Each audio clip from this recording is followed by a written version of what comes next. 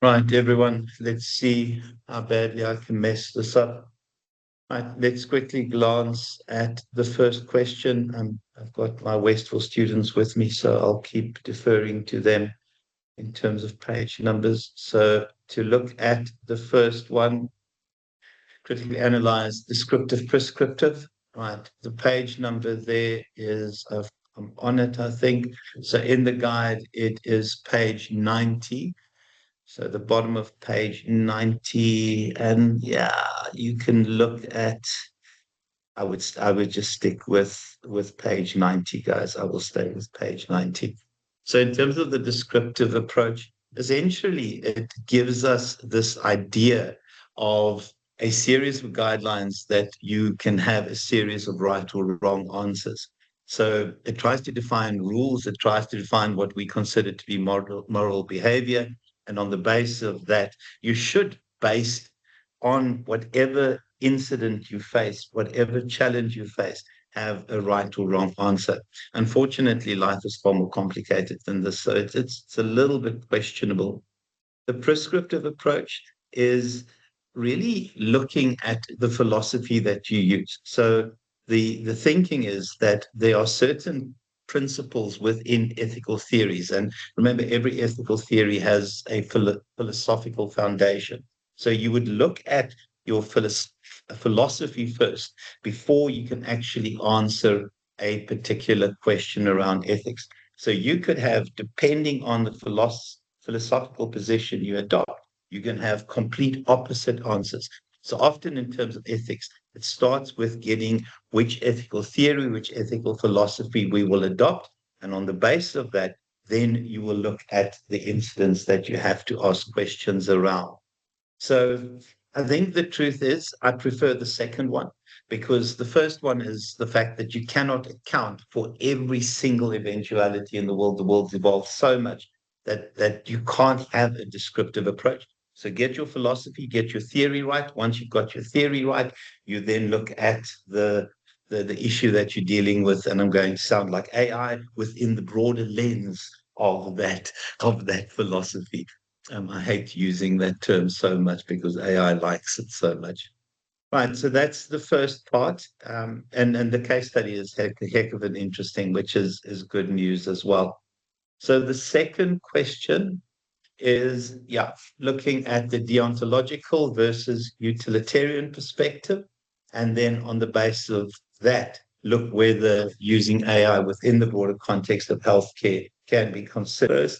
So, yeah, when we look at deontological, I think it is the view that certain actions are not right or wrong in themselves. So it's very, very difficult to, based on depending the situation that you face, to have a clear-cut answer. So the fact is, we can start by looking at pure or absolute ethical standards. And it's obviously going to be based on morality and the kinds of standards of behavior that we expect from society. So part of this approach is that we look at your actions rather than the outcomes. So the idea of the end justifies the means, that is the opposite of what this is. I think it is about the means. It's about deciding the process in arriving at a particular outcome.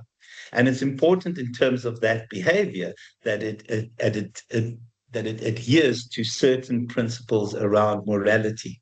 And again, it's very difficult to say that there is a right or wrong even in that, because morality depends on the eye of the beholder. So I think the problem with this theory is that we look at our actions and we then say, is it moral to behave in a particular way? Now, there are a couple of sub-elements to it. The first one is the negative rights theory. And I think it's the idea of protecting people from any harm.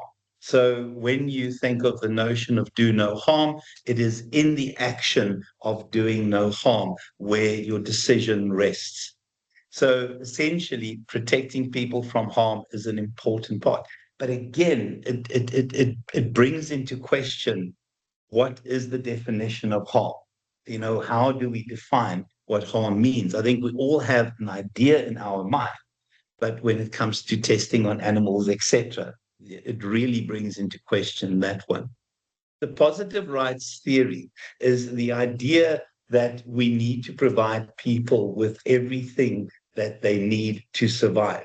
So the kind of rights that we have in our Bill of Rights would link to that freedom of speech, etc. I mean, the example they have here is the right to health and education. So again, the idea of what do we need to make sure that people are able to exist.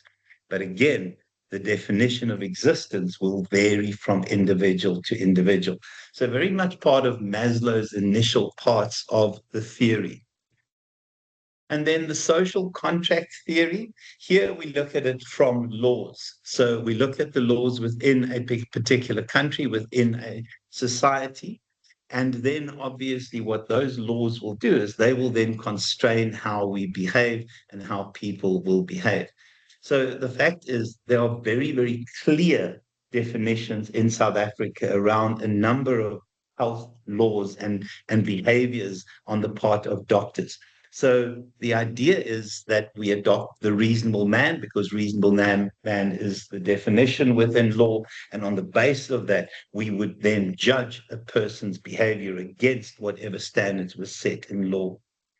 And then social justice is about making sure that we have equality in society.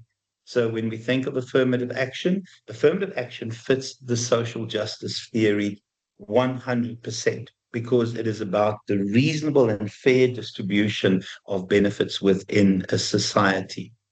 So within the broader context, even within the deontological approach, it would depend on the theory that you use that will determine whether your behavior is appropriate or inappropriate. So when you do this question in the assignment, guys, please make sure that you test it against each one of these theories.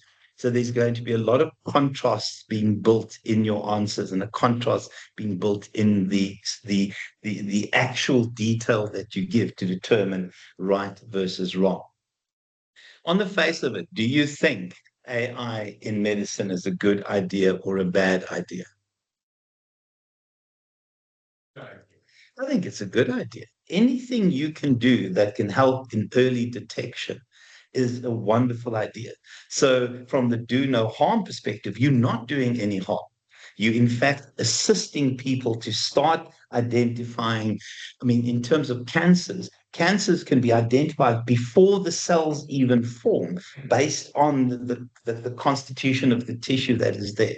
So, it is definitely the future. I mean, already being brought in to our medicine.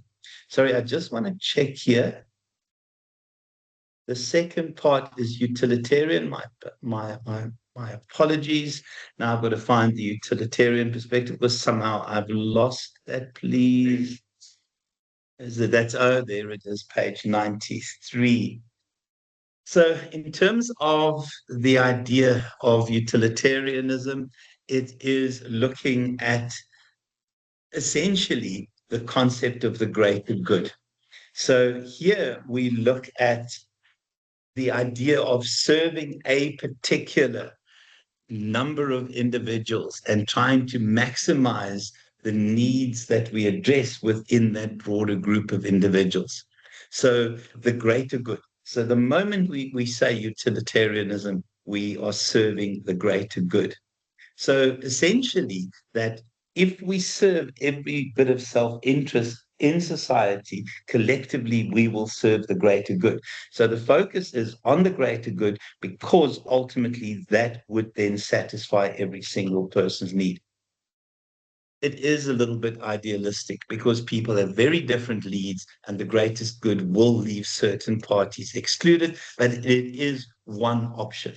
It certainly is an option in terms of serving the greater good. Okay. So in terms of the greater good, obviously AI should be used. I think it definitely serves the greater good. Then the next question, my apologies.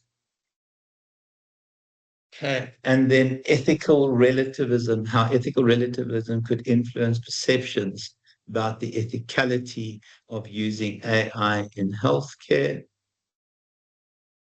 Which page is that, boy? Ethical relativism?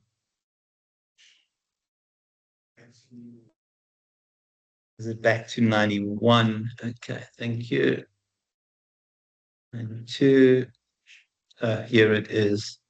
Yeah, so ethical relativism is that, first of all, there are no certain universal truths, and that morality is determined from, differs from individual to individual.